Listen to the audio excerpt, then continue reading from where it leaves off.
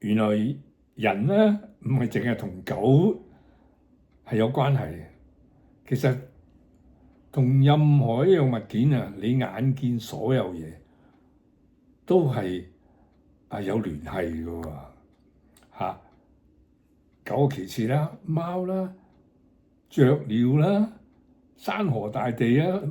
甚至乎一棵樹一盆植物啊，即係喺你屋企裏邊嗰啲即係室內嘅植物啦。如果你每日都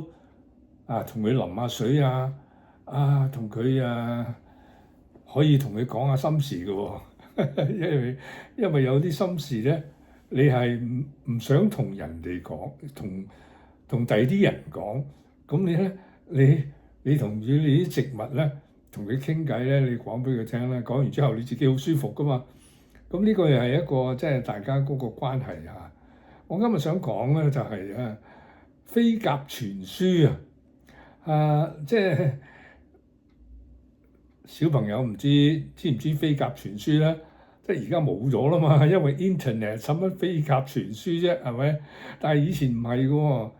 哇！即係有哨站即係啲士兵有哨站，或者係要有緊急嘅事要通知對方，一係煙火即係焚煙火咁啊，睇到煙火啫。仲有一樣嘢就係飛鴿傳書原來佢哋點樣訓練嗰啲鴿嘅咧？係由細至大就養喺屋企，就俾佢好好個竇，睇佢認識個竇，日日係咁俾佢。咁咧就假以時日大個少少嗰時候咧，你開始要攞去出邊或者係隔離屋或者隔離街咁樣咧，就放咗佢，就叫返屋企咁。你同佢講嘢都得㗎，因為慣咗你種聲，佢知道佢明白你講咩。咁咧佢會自然就翻去屋企喎，自己嗰度都説到喉嚇。咁咧你就再耐啲咧，大個啲咧，你就走遠啲，去咗或者係幾多公里或者100公里咁樣嚇。咁你同佢玩下，一放佢翻屋企咁，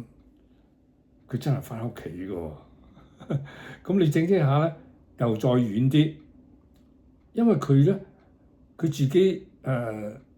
雀鳥係有一個磁場嘅導航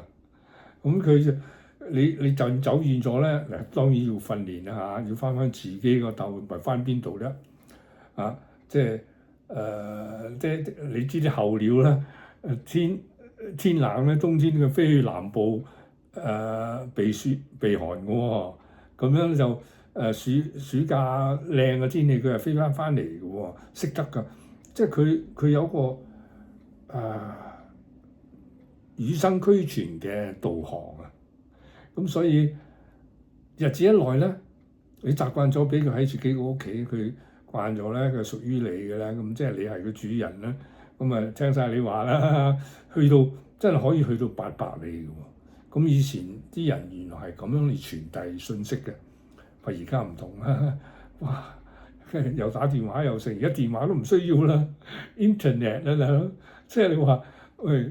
我哋見到嘅嘢都咁勁，咁有關聯即係唔見到嘅嘢，原來嗰啲 Internet 咧，哇係點樣傳送我哋梗係唔知啦，係嘛？但係科學家就知道咁嘅情況之下咧，就傳到過去。發明咗之後咧，就冇咗飛鴿傳書啦。而家唔知有冇人仲玩呢一樣嘢，我就唔知啦。可能有啲